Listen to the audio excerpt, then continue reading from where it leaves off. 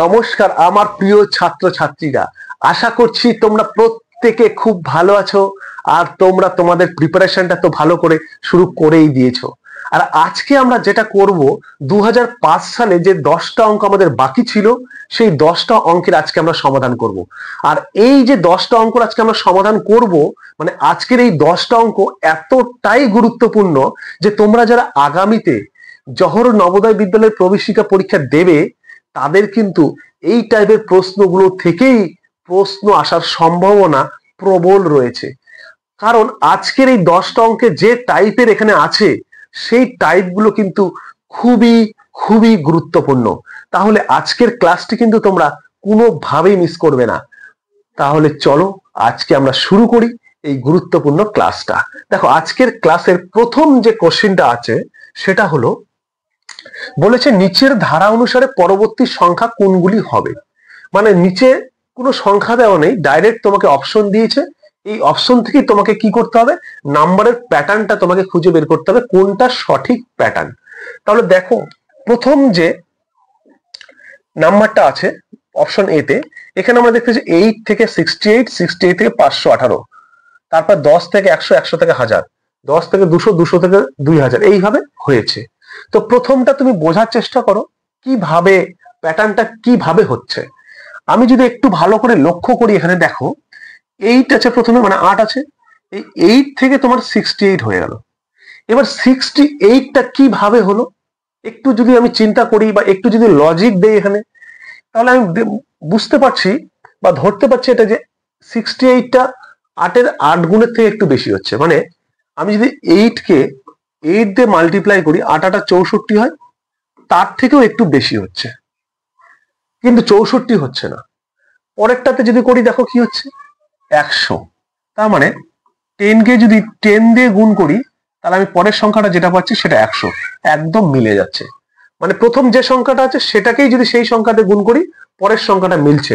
কিন্তু 8 কে 8 দিয়ে গুণ করি, পরের সংখ্যাটাই পাচ্ছি না। পরেরটাতে চলো, 10 আছে, 10 কে যদি আমি 10 দিয়ে মাল্টিপ্লাই করি 100 হয়, কিন্তু এখানে 200 আছে, মিলছে না। পরেরটাতে চলো, 10 কে আমি যদি 10 দিয়ে গুণ করি, তাহলে আমার কিন্তু পরের সংখ্যাটা 500 হয়ে যাচ্ছে, মানে 100 হচ্ছে না, মিলছে না। তাহলে দেখো, একমাত্র এই বি অপশনের প্রথমটা কিন্তু মিললো, মানে 10 এর সঙ্গে 10 গুণ করলে 100 পাচ্ছি। তাহলে আমাকে একটা দেখলে হবে না, এবার পরেরটাও দেখতে হবে মিলছে কিনা। তাহলে প্রথমটা 10 এর সঙ্গে 10 গুণ করলে 100 হচ্ছে, তাহলে আবার 100-র সঙ্গে আবার 10 গুণ করে দেখি কি হয়।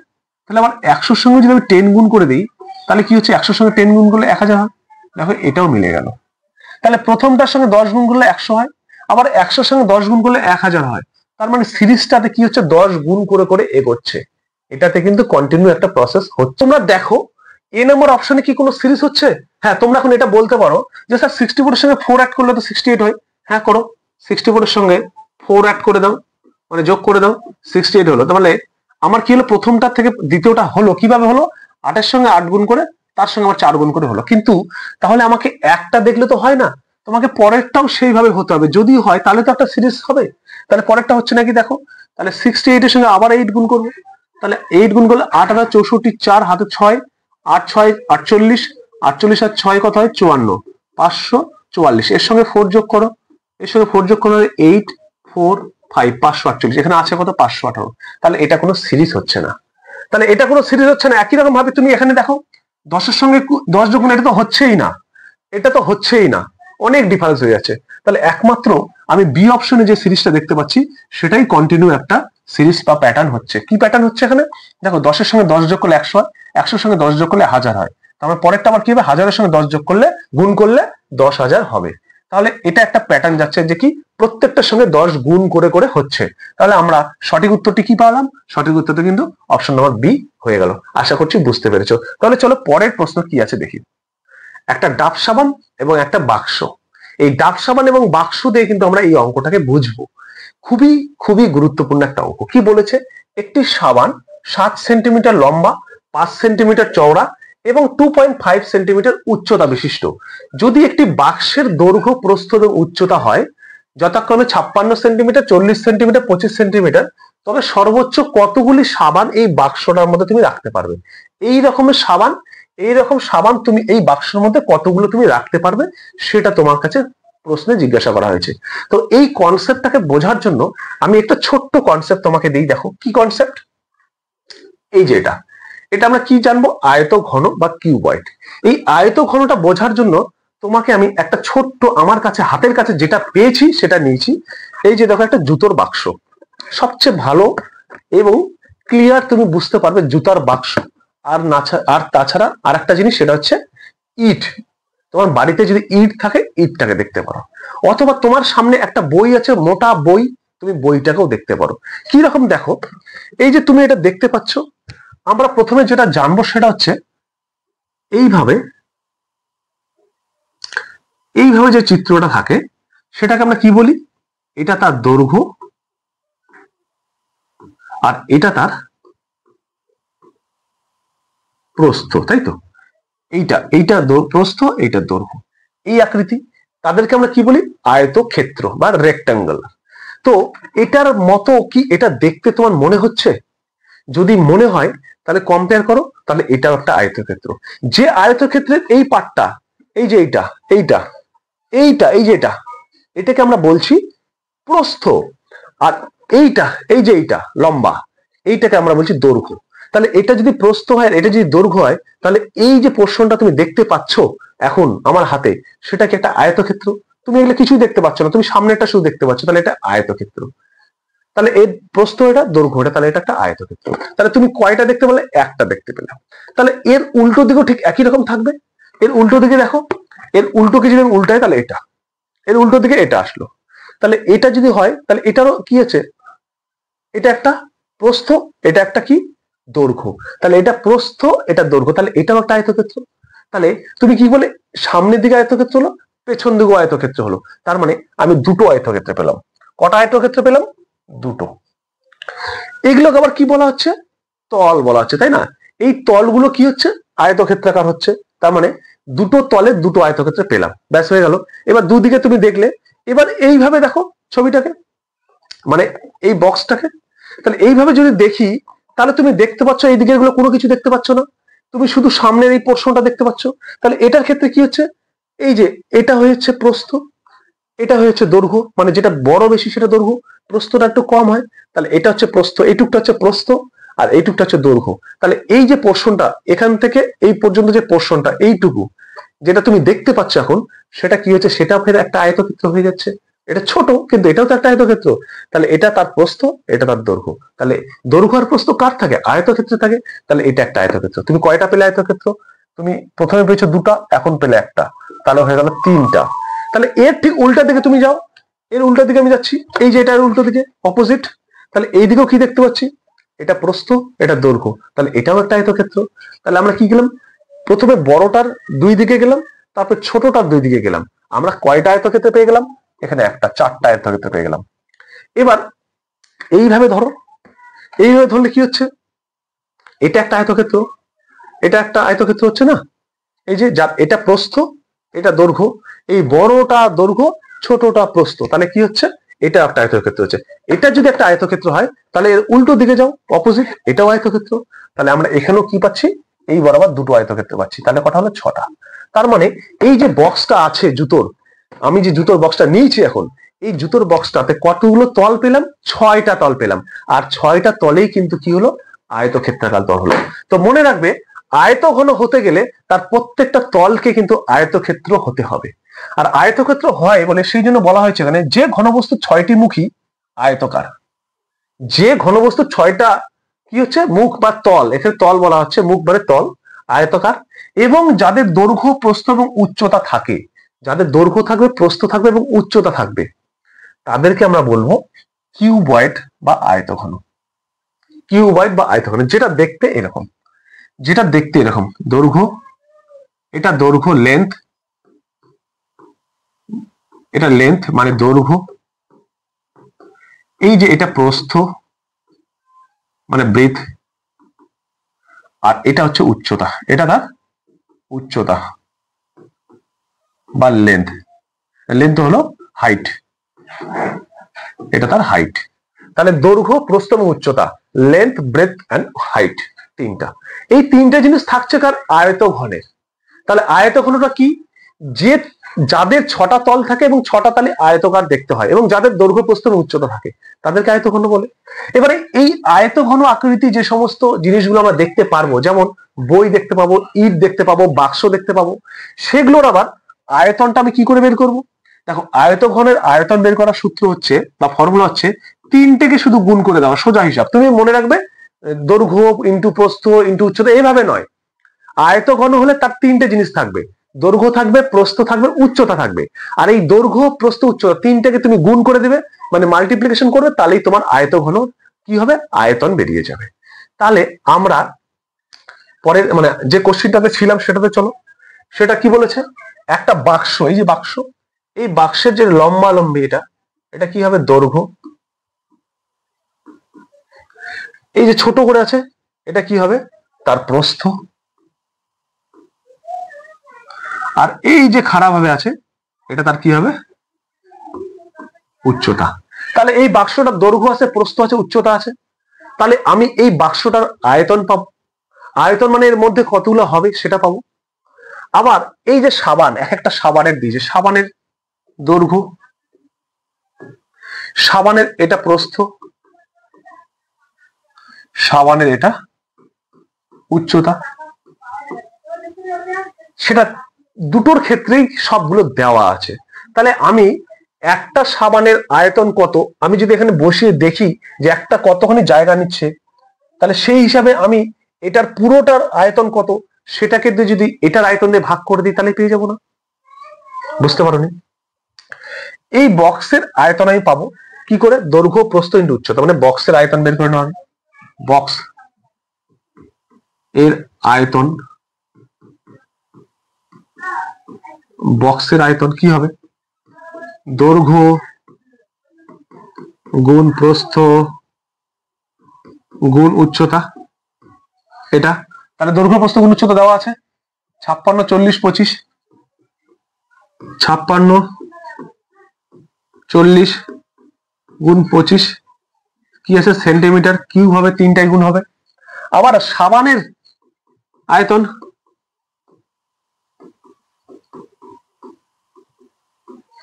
কি দেওয়া আছে? সাবানের দৈর্ঘ্য প্রস্থ উচ্চতা সবই দেওয়া আছে, 7 ইন্টু 5 ইন্টু 2.5 সেন্টিমিটার কিউব। তাহলে একটা সাবানের আয়তন এত, একটা সাবানের, আমরা গুণ করব না, গুণটা করব না, কেন করব না পরে বুঝতে হবে। একটা সাবানের আয়তন এত, মানে এতখানি জায়গা নেবে একটা সাবান। তাহলে জায়গা আছে এতখানি, তাহলে টোটাল কতগুলো রাখা যাবে? এটা দিয়ে ভাগ করে দিলে হয়ে যাবে। তারপরে সাবান মানে সাবানের সংখ্যা, মানে কটি সাবান রাখা যাবে, তাহলে সাবানের সংখ্যাটা কি হবে? আমরা ভাগ করে দেব 56 ইন্টু 40 ইন্টু 25 বাই কি হবে? 7 ইন্টু 5 ইন্টু 2.5 এত টি।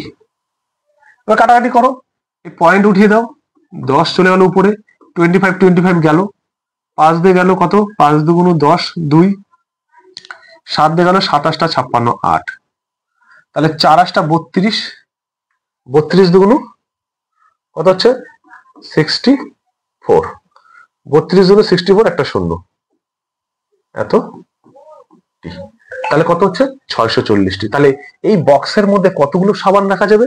640টি সাবান রাখা যাবে। কোথায় আছে অপশন? অপশন আছে বি নাম্বার, 640। আশা করছি বুঝতে পেরেছো। যদি বুঝতে পারো তাহলে ভিডিওতে একটা লাইক দিয়ে যেও, আর নতুন হলে চ্যানেলটিকে সাবস্ক্রাইব করে দিও। চলো পরের প্রশ্ন কি আছে দেখি।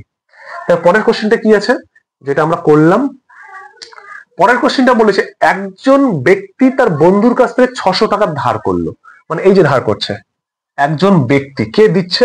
এটা মনে করো দিচ্ছে, আর এই ব্যক্তিটা নিচ্ছে, এ নিচ্ছে, কি নিচ্ছে? ধার নিচ্ছে, ধার নিচ্ছে। কত টাকা ধার নিল? 600 টাকা। 600 টাকা ধার নিল। কি হিসাবে ধার নিল দেখো দেওয়া আছে, সে 8 মাস পর বার্ষিক 8% হারে সরল সুদে পরিশোধ করতে চায়। তাহলে মোট কত টাকা ফেরত দিতে হবে? মানে একদম বাস্তবটা তুমি ফিল করো, কোন রকম সূত্র নয়। কি করবে তুমি, মনে করো তুমি টাকাটা ধার দিলে, কত টাকা ধার দিলে, তুমি 600 টাকা ধার দিলে। তুমি তাকে বললে কি যে আমি কিন্তু দেখ কত পার্সেন্ট, 8% হারে সুদ নেব। 8% হারে সুদ নেবে? হ্যাঁ 8% হারে সুদ নেবো। যদি তুমি 8% হারে সুদ নাও, তার মানে কি, আমি পার্সেন্ট মানে কি বলেছি, পার্সেন্ট মানে কি, পার্সেন্ট মানে 100 টাকায় 1 বছরে তুমি নেবে, বার্ষিক যেহেতু বলেছে এখানে, বার্ষিক তুমি বলেছো, বার্ষিক 8% মানে 100 টাকার 1 বছরের কত সুদ নেবে তুমি, 8 টাকা। এটাই তো, এটাই মানে 8% মানে 100 টাকায় 1 বছরে তুমি কত টাকা নেবে, 8 টাকা। তুমি এটা বলে দেয় আমি কিন্তু 100 টাকায় কিন্তু 8 টাকা 1 বছরে নেবো, তুই কত টাকা নিবি, আমি নেবো 600 টাকা। ও নেবে কত টাকা, 600 টাকা। তাহলে 600 টাকা, 100 টাকায় যদি 8 টাকা নাও, তাহলে 200 টাকায় 16 টাকা, 300 টাকায় 24 টাকা, 400 টাকায় 32 টাকা, 500 টাকায় 40 টাকা, 600 টাকায় 48 টাকা। মানে কি করছো, 100 টাকায় 8 টাকা হলে 100 কে 6 দিয়ে গুণ করছো না এখানে তুমি, 100 ইন্টু 6 তাহলেই তো 600 হয়। তাহলে 100 ইন্টু 6 হলে তাহলে সুদটাকেও 6 দিয়ে গুণ করতে হবে, তার মানে সুদটাও হবে 6 ইন্টু 8। এবার 6 8টা 48 টাকা। এটা তুমি ক্যালকুলেশন করবে, এটা সব মাইন্ডে করবে। আমি 8% নেবো, তার মানে 100 টাকায় 8 টাকা নেবো, তাহলে 600 টাকায় 48 টাকা নেবো। তুমি বলে আমি কিন্তু 600 টাকায় 48 টাকা সুদ নেবো 1 বছর। ও তোমাকে বললো আচ্ছা ঠিক আছে 48 টাকা এই ঠিক আছে দেবো, কিন্তু আমি 1 বছর রাখবো না, আমি ক বছর রাখবো, আমি 8 মাস পর দিয়ে দেবো। ঠিক আছে তুই কখন দিবি দিস, আমি কিন্তু 8%ই নেবো। তার মানে তুমি কিন্তু 600 টাকার 1 বছরে 48 টাকায় নেবে। এবার 600 টাকার 1 বছরে 48 টাকা নেবে, তাহলে 600 টাকা যদি ও 1 মাস রাখে, 12 মাস রাখার জন্য, 12 মাসের জন্য তুমি 48 টাকা নেবে, তাহলে 1 মাসের জন্য কত নেবে, তাহলে 1 মাসের জন্য কম নিতে হবে তোমাকে। তাহলে কি করে করবে, 12 দিয়ে ভাগ করবে। তাহলে 12 দিয়ে যদি ভাগ করো, তাহলে 1 মাসে পেয়ে যাবে। 12 দিয়ে যদি ভাগ করো, তাহলে 1 মাসে কত নিচ্ছ, 1 মাসের সুদ কত হবে বলো, 1 মাসের সুদ হচ্ছে 48 ভাগ 12 করবে, তার মানে কত হচ্ছে 4 12 48, 4 টাকা। এগুলো আমি দেখাচ্ছি কিন্তু সব এগুলো মাইন্ডে হবে, কিন্তু সব মনে মনে, খাতা কলম কিচ্ছু লাগবে না। তুমি কি করবে, 8% মানে 100 টাকা 8 টাকা নেবো, 600 টাকা 48 টাকা নেবো, ব্যাস আমার মধ্যে খাতা। তাহলে 12 মাসে 48 টাকা নেবো, তাহলে 1 মাসে কত নেবো, 4 টাকা নেবো, 4 12 48, 1 মাসে 4 টাকা নেবো। তুই যদি এখন 4 মাস পর দিস, 6 মাস পর দিস, 1 বছর পর দিস, তোর ব্যাপার। বলে না আমি 8 মাস পর দেবো, তাহলে 1 মাসে আমি 4 টাকা নেবো, 8 মাস পর কত নেবো, 4 8টা 32 টাকা। তাহলে 8 মাসে কত নেবো, 8 মাসে 4 ইন্টু 8 মানে 32 টাকা। তাহলে ও 8 মাস পর দিয়ে দিচ্ছে, তাহলে 32 টাকা তোমাকে দেবে শুধু, নাকি আসলটাও দেবে, আসলটাও তো দেবে, কারণ কি বলেছে তাকে মোট কত দিতে হবে। যদি বলতো শুধু সুদ দিতে, তাহলে কিন্তু আমার 32 টাকা হয়েছে। অনেকে কিন্তু এই ভুলটা করবে, তুমি কিন্তু করবে না, ভালো করে দেখো। এই যে তোমার 32 বেরিয়েছে, অনেকেই 32 সাথে রাইট দিয়ে দিবে, অঙ্ক ভুল হয়ে যাবে। কারণ এখানে মোট বলেছে, তাকে মোট কত টাকা ফেরত দিতে হবে। যদি বলতো খালি সুদ কত দিতে হবে, তাহলে তোমার 32 হতো। এখানে বলেছে মোট, তার মানে সুদ এবং আসল দুটোকেই দিতে হবে। তাহলে দুটোকে দিলে কি হবে, তোমার আসল ছিল কত, আসল ছিল 600, সুদ হয়েছে কত 32, টোটাল কত দিতে হবে 632। তাহলে অপশন নাম্বার ডি হয়ে যাবে সঠিক উত্তর। আশা করছি কনসেপ্টটা ক্লিয়ার হয়েছে। কনসেপ্টটা কি, তুমি যত পার্সেন্ট হারে দিচ্ছ সেটা 1 বছরে বলে দিয়েছো তুমি বার্ষিক, তুমি যদি মাসিক বলতে তাহলে মাসিক হিসাব করতে, তুমি যদি 6 মাসে হিসাব করতে বলতে তাহলে 6 মাসে হিসাব করতে, তুমি যদি কোয়ার্টারলি বলতে, হাফ ইয়ারলি বলতে, যেটা বলবে সেটাতে হিসাব করবে, মুখে মুখে। কনসেপ্ট ক্লিয়ার করো। পার্সেন্ট মানে হচ্ছে 100 টাকায় কত, তাহলে 100 টাকায় 8 টাকা 1 বছরে, 600 টাকায় 48 টাকা, তাহলে 600 টাকায় 1 বছরে নিয়ে 48 টাকা, তাহলে 1 মাসে কত নেবে 4 টাকা, 8 মাসে কত নেবে 32 টাকা, টোটাল 632 টাকা। এই তো হিসাব। আশা করছি বুঝতে পেরেছো। তাহলে চলো পরের প্রশ্ন কি আছে দেখি। পরের প্রশ্নটা এটা দেখো, একজন দোকানদার 15টি টেবিল, প্রতিটির দাম 500 টাকা। এই যে টেবিল নিয়েছে, একটা করে টেবিলের দাম কত 500 টাকা। কটা টেবিল নিয়েছে সে 15টা, এইরকম 15টি টেবিল নিয়েছে এবং 20টি চেয়ার নিয়েছে। চেয়ার নিয়েছে কটি, 20টি, 20টি চেয়ার নিয়েছে। চেয়ারের প্রত্যেকটা চেয়ারের দাম কত, প্রত্যেকটা চেয়ারের দাম 300 টাকা। প্রত্যেকটা চেয়ারের দাম 300 টাকা, 20টা কিনেছে, আর প্রত্যেকটা টেবিলের দাম 500 টাকা, সে 15টা কিনেছে। তাহলে এখান থেকে সিম্পল মনে মনে তুমি নিজে নিজে হিসাব মুখে মুখে করো। একটা টেবিলের দাম 500 টাকা, তাহলে এরকম কটা কিনেছে 15টা, তাহলে 15 ইন্টু 500 এখানেই হয়ে যাবে, 5 15 75, 7,500 টাকা। একটা চেয়ারের দাম 300 টাকা, 20টা কিনেছে, তাহলে 20টা কিনেছে কত করে? 300 টাকা করে, তাহলে কত হলো? 3 × 6,000 টাকা। তাহলে সে মোট কত টাকা কিনলো? চেয়ার টেবিল কত টাকা কিনেছে? তাহলে চেয়ার আর টেবিল, তাহলে এটা হচ্ছে চেয়ার, 20 চেয়ার, তাহলে টেবিল প্লাস চেয়ার কত টাকা কিনলো? এটা যোগ এটা কিনলো। তার সঙ্গে এই টেবিল চেয়ারগুলো কিনলো, এটা কিনে কি দোকানে রেখে দিবে? সে তো তার নিজের দোকানে বা নিজের বাড়িতে নিয়ে আসবে, তাই না? তো ওই যে দোকান যেখান থেকে কিনলো, সেখান থেকে তার যে এখানে নিয়ে যাবে, সেখানকার তো একটা ভাড়া আছে, মানে সেটা কিভাবে নিয়ে যাবে? হয় গাড়িতে, নয় রিজার্ভ করে, একটা একটা করে তো সে নিয়ে যাবে না। তাহলে এই যে নিয়ে যাচ্ছে, একটা ট্রান্সপোর্ট খরচ আছে, মানে পরিবহন খরচ। সেই পরিবহন খরচটা কত? 40 টাকা। তাহলে এর সঙ্গে কি হবে? প্লাস পরিবহন খরচ, মানে ট্রান্সপোর্ট খরচ, সেটা কত? সেটা 40 টাকা। সেটা সবগুলো তার কস্টিং এর মধ্যে আসবে, তার কস্ট প্রাইসের মধ্যে ধরতে হবে। সে যদি যায় ওখানে হোটেলে ভাত খায়, সেটাও ধরতে হবে। মানে তার ওই চেয়ার টেবিলে কিন্তু কত টাকা খরচ হয়েছে টোটাল সম্পূর্ণ ধরতে হবে। তাহলে আমি এখানে তিনটা জিনিস আছে, তিনটা জিনিস ধরলাম। তাহলে 7,006 13,540, 13,540 এই টাকায় কিন্তু সে কিনলো এগুলা। তার এটা কিন্তু হলো ক্রয় মূল্য বা কেনা, এটা তার ক্রয় মূল্য হয়ে গেল, টোটাল ক্রয় মূল্য, মোট ক্রয় মূল্য। এবার এটা যখন বাড়িতে নিয়ে চলে গেল, এগুলো সব বাড়িতে নিয়ে চলে গেছে, তার দোকান আছে, শোরুম আছে, শোরুমে ডিসপ্লে করেছে। এবার ডিসপ্লে করে কি করলো? তিনি সব টেবিল ও চেয়ার গড়ানে, মানে সে গড়ানে বেচে দিছে। কত করে? 380 টাকা গড়ানে, মানে এভারেজ করে, মানে যা তুমি নিবা, তোমাকে বলে দিল সেল সেল সেল, যেটা নিবা সেটাই 380 টাকা। চেয়ার নিলেও 380, টেবিল নিলেও 380। এইভাবে কি করলো? সে সবগুলো বেচে দিল। সবগুলো বলে কটা? 15টা টেবিল, 20টা চেয়ার। তাহলে টেবিল ও চেয়ার মোট কটা? 20টা প্লাস 15টা, 35টি, তাই না? এই 35টি চেয়ার টেবিল কি করলো? গড়ানে 380 টাকা করে ঢালাও সেল দিয়ে দিল। তাহলে একটা বেচলো 380 টাকা, তাহলে 35টা বেচবে কটায়? 380 দিয়ে গুণ হবে, তাই না? এটা হবে। এটা কে কে বুঝতে পারোনি বলো? এবার 35 × 380 গুণ করো, কি হবে? এটা গুণ করলে হচ্ছে 13,300 টাকা। তাহলে এটা আমি কি করলাম? বিক্রি করলাম মোট, এটা বিক্রয় মূল্য, এটা ক্রয় মূল্য।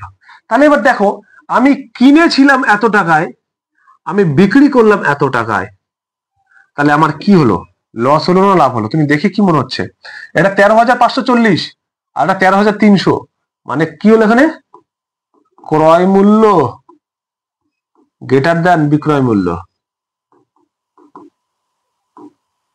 মানে ক্রয় মূল্যটা বেশি হয়ে গেল। তো কিনেছো বেশি, বেচেছো কম, তাহলে লস হয়ে গেছে। তাহলে 13,540 বিয়োগ 13,300, বিয়োগ করলে কত হয়? 240 টাকা। এটা কি হলো? তার লস, মানে ক্ষতি। কত? 240 টাকা। ক্লিয়ার হয়েছে কিনা ব্যাপারটা? একদম জলের মতো পরিষ্কার কিনা? তাহলে ক্ষতি কত হলো? 240 টাকা। তাহলে ক্ষতি কোথায় আছে দেখো, ক্ষতি যেখানে আছে সেটা অ্যান্সার হবে। তাহলে আমার ক্ষতি হলো 240 টাকা। আশা করছি বুঝতে পেরেছো। খুবই গুরুত্বপূর্ণ কিন্তু অঙ্ক, মন দিয়ে করবে। এই টাইপের প্রশ্নগুলো কিন্তু তোমার আগামীতে পরীক্ষায় আসবে। তাহলে চলো পরের প্রশ্ন কি আছে দেখি। পরের প্রশ্ন কি বলেছে? পরের প্রশ্ন বলেছে নিচের চিত্র অনুযায়ী ছায়া দেওয়া অংশটির আয়তন কত? মানে যে জায়গাটা শেড করা আছে, সেই শেডের যে জায়গাগুলো, সেই জায়গাগুলোর তোমার কি করতে বলেছে? আয়তন বের করতে বলেছে। তাহলে কোনটা শেড দেওয়া আছে? দেখো, এইটা শেড দেওয়া আছে, এই যে শেড, এগুলো এগুলো।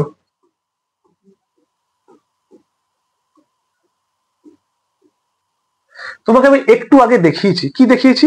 যে দৈর্ঘ্য এবং প্রস্থ এই দুটো থাকলে তাকে আয়তক্ষেত্র বলি। দেখো প্রত্যেকটা আয়তক্ষেত্রের মতোই দেখতে। এটাকে আমি একটা পার্ট করে যদি তোমাকে দেখাই, চিত্রটা এইরকম আছে, দেখো এটা এইরকম আছে। প্রথমে এরকম একটা আছে,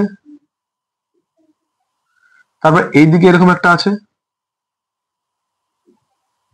এবং মাঝে এরকম একটা আছে। তুমি যদি খুব ভালো করে লক্ষ্য করো এখানে ছবিটাকে, কনসেপ্টটা ক্লিয়ার করো, ছবিটার কনসেপ্ট। ছবিটা দেখো, এই যে এইটুকটা দেওয়া আছে, এই যে এইটুকটা, মানে এইটুকটা দেওয়া আছে কত, এটা 1, এটারও কি আছে 1, আবার এটাও দেওয়া আছে 3 সেমি, এটাও সেম হবে 3 সেমি দেওয়া আছে, আবার এইটুকটা দেওয়া আছে 1 সেমি দেওয়া আছে না? দেখো এই যে এইটা দেওয়া আছে 1 সেমি, এইটুকটা 1 সেমি, আবার এটাও তাহলে 1 সেমি হবে, এটাও তাহলে 3 সেমি হবে, এটাও 3 সেমি হবে। এটা ক্লিয়ার কিনা বলো এই পার্টটা?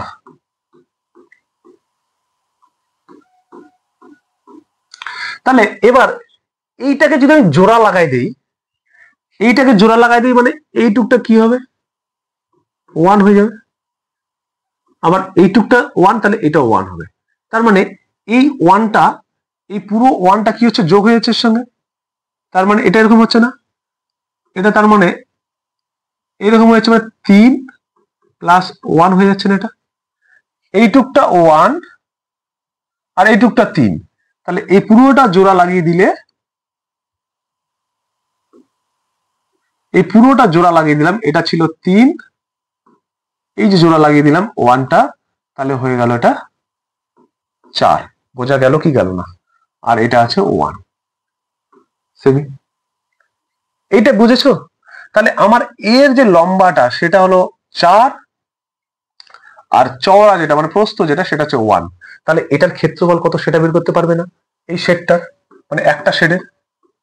তাহলে এই যে পুরো একটা শেডের আমি কি করব, তাহলে ক্ষেত্রফল, তাহলে একটা শেডের ক্ষেত্রফল, তাহলে 4 ইন্টু 1 সেমি স্কোয়ার, এটা কিছু না, হ্যাঁ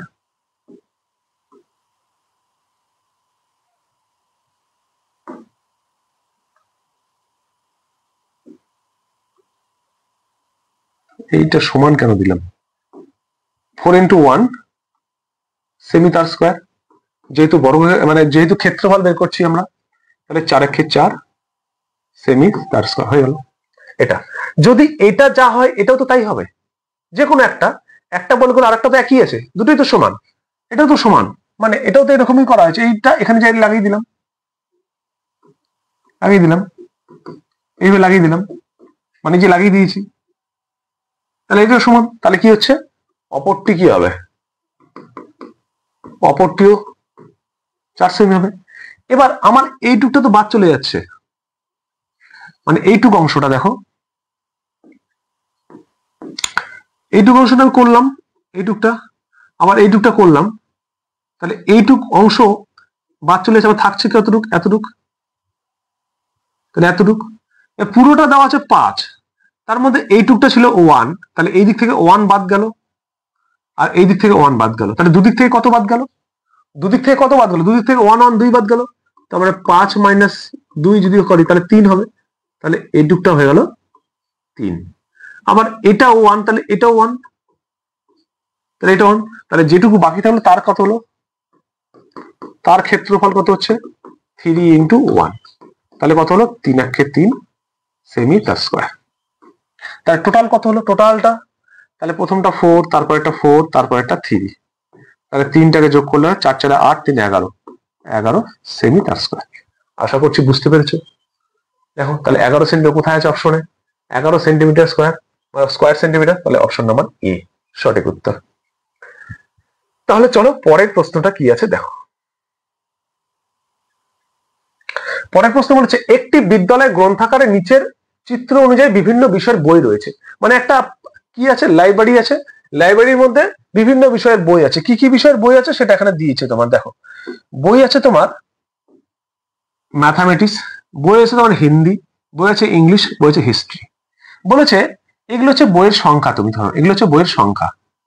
তো এই বইয়ের সংখ্যার মধ্যে গ্রাফ থেকে তুমি কি দেখতে পাচ্ছ, যে কোন বিষয়ের বইটা সবচেয়ে কম রয়েছে, ম্যাথামেটিক্স এটা এতগুলো আছে, হিন্দি এতগুলো আছে, ইংলিশ এতগুলো আছে, হিস্ট্রি এ কটা আছে। তাহলে হিস্ট্রিতে সব থেকে কম আছে, তাহলে অপশন আমার কি হবে? অপশন আর ডি সঠিক উত্তর হয়ে যাবে। হিস্ট্রি সবচেয়ে কম আছে। বোঝা যায়? একদম সোজা। এই টাইপের প্রশ্নগুলো কিন্তু খুবই সহজ থাকে, এগুলো দেখা মাত্র তোমরা করতে পারবে, এখান থেকে তোমাদের কোনো নাম্বার মিস যাবে না। ছবি দেখে দেখে তোমাদের অ্যান্সার করতে হবে, অনেকটা মেন্টাল অ্যাবিলিটির মতোই ধরতে পারো। এটা হচ্ছে পিক্টোগ্রাফ। হ্যাঁ, প্রশ্ন। তাহলে পরের প্রশ্ন কি আছে চলো দেখো। এই দেখো কি সুন্দর দুটো লাল টকটকা গাড়ি। এই গাড়িগুলো কি করবে? এই দুটো গাড়ি কি করবে? একটি গাড়ি যাত্রা শুরু হওয়ার সময় মিটারে দেখা গেল 678.3 কিলোমিটার উঠে আছে। মানে এর মিটারে কত কাটা উঠেছে?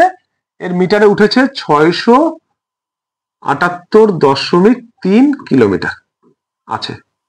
আমরা তো তাই, আমরা যখন গাড়ি ভাড়া করি বা গাড়ি কোথাও যাওয়ার জন্য বের করি, আমরা বের করার সময় দেখে দেই না যে কিলোমিটারটা কত আছে, গাড়িটা দেখে নাও, তাহলে আমরা বুঝতে পারবো বাড়িতে যখন আবার ফেরত আসবো তখন কিলোমিটার কত হলো, তাহলে আমি কত কিলোমিটার চললাম বা ঘুরলাম। যে কোনো হতে পারে, গাড়ি হতে পারে, মোটরসাইকেল হতে পারে। আমরা কি করি, মোটরসাইকেল বাড়ি থেকে বের করলাম, আজকে টনে একদম ঘুরতে যাবো, আজকে ছুটির দিন, দেখে নিলাম কত কিলোমিটার আছে, দেখে নিয়ে পুরো সারাদিন ঘুরলাম, ঘুরে এসে বাড়িতে দেখলাম যে কত কিলোমিটার হয়েছে এত। তাহলে আমরা কি করবো, বাদ দিব, বাদ দিয়ে দেখবো যে কত কিলোমিটার আমরা গাড়িটাকে চালালাম।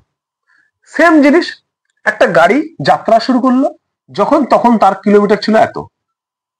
এবার যাত্রা করে সে যাচ্ছে, গিয়ে সে চলে আসলো এইখানে। এইখানে আসার পর দেখা গেল যে তার মিটারে উঠলো এত, মানে 913.5 কিমি। তোমাকে বলেছে সে কতখানি রাস্তা বা দূরত্ব অতিক্রম করলো। তার মানে কি, এর কিলোমিটারে বর্তমানে আছে এটা, আগে ছিল এটা। তাহলে এই দুটোর কি করবে, বিয়োগ করবে, করলে যেটা হবে সেটাই সে রাস্তা অতিক্রম করেছে বা আজকে সারাদিনে সে ঘুরেছে। তাহলে করো, কোনটা বেশি, যেটা পরেও হয়েছে 13.5 আর আগে ছিল কোনটা 678.3। দুটোকে কি করবে, সাবট্রাকশন মানে বিয়োগ করবে। 5 থেকে 3 2, 13 থেকে 8 5, তারপরে 1 8 3, এখান থেকে 7 2, দশমিক ছিল দশমিক, 235.2 কিলোমিটার আমি আজকে সারাদিনে ঘুরলাম। তাহলে উত্তর কোনটা হবে দেখো। তাহলে আজকে আমি সারাদিন ঘুরলাম কত, অপশন নাম্বার ডি তে যেটা আছে সেটা 235.2 কিলোমিটার আমরা ঘুরেছি। আশা করছি বুঝতে পেরেছো। তাহলে পরের প্রশ্ন কি আছে দেখো। পরের প্রশ্ন হচ্ছে একটি মপেডের, মানে এটা একটা ছোট ধরনের বাইক। মপেডের মানে একটা ছোট ধরনের বাইক, মানে এইরকম স্কুটি, মানে কি ইভি বলতে পারো, ব্যাটারি চালিত যে সাইকেলের মতো, মোটর সাইকেলের মতো দেখতে কিন্তু সাইকেল, সেগুলো ধরতে পারো। এটা দাম দেওয়া আছে তোমার দেখো 7,250 টাকা। আর বলেছে এবং একটি স্কুটার, এই যে স্কুটার, এই স্কুটারেরটার দাম আবার এই মপেডের থেকে 3,750 টাকা বেশি। মানে ওটার যা দাম তার থেকে 3,700 টাকা প্লাস। মানে ওটার দাম কত, ওটার দাম 7,307, মপেডের দাম কত 7,250, এর থেকে মানে ওটার থেকে 3,750 বেশি। তার মানে ওটার যা দাম তার থেকে 3,750 বেশি হচ্ছে এর। বুঝতে পেরেছো কি পারোনি বলো, বলো হ্যাঁ স্যার বুঝতে পেরেছি, না বুঝতে পারোনি সেটাও বলো। বলেছে মপেডের যা দাম তার থেকে 3,750 টাকা কি হচ্ছে, স্কুটারের দাম বেশি। তাহলে বেশি হবে, মপেডের দাম এটা, তার থেকে 300 বেশি। তাই এই দুটো যোগ করলে কত হচ্ছে, 7,250 যোগ 3,750। তাহলে এর দাম হচ্ছে 0,0,0, সরি এটা।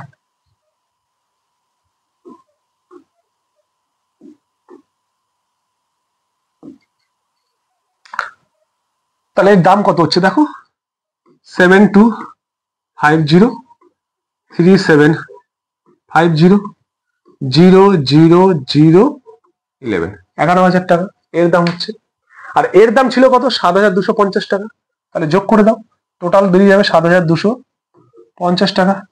0,5,2,8,1, 18,250 টাকা টোটাল, দুটো মিলে দাম হলো 18,250 টাকা। কোথায় আছে দেখো, অপশন নাম্বার এ তে আছে 18,250। আশা করছি তোমরা এটা বুঝতে পেরে গেছো। তাহলে যদি বুঝতে পারো তাহলে নেক্সট কোশ্চেন কি আছে দেখো। নেক্সট কোশ্চেন আছে যে 37,800 এর মৌলিক গুণনীয়ক বিশ্লেষণ করো, প্রাইম ফ্যাক্টরাইজেশন করো, মানে এর মৌলিক উৎপাদকগুলো তোমাকে বের করতে হবে। দেখো আজকের ক্লাসের শেষ প্রশ্ন, মানে 2005 সালের শেষ প্রশ্ন হচ্ছে 37,800 এর মৌলিক গুণনীয়ক বিশ্লেষণ করো, মানে প্রাইম ফ্যাক্টরাইজেশন করো। প্রাইম ফ্যাক্টরাইজেশন কি?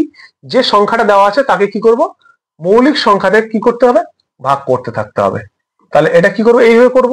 এর সঠিক উত্তর কি হবে, এটা তোমাদের প্রত্যেকের জন্য হোমওয়ার্ক দেওয়া রইল। তোমরা প্রত্যেকে এটা করবে এবং সঠিক উত্তর কি হচ্ছে কমেন্ট বক্সে জানাবে। আশা করছি ভিডিওটা তোমাদের ভালো লাগলো। যদি ভালো লাগে ভিডিওতে লাইক করবে, নতুন হলে চ্যানেলটিকে সাবস্ক্রাইব করে নেবে। প্রত্যেককে ধন্যবাদ। সবাই সুস্থ থাকবে, ভালো থাকবে, মন দিয়ে পড়াশোনা করবে।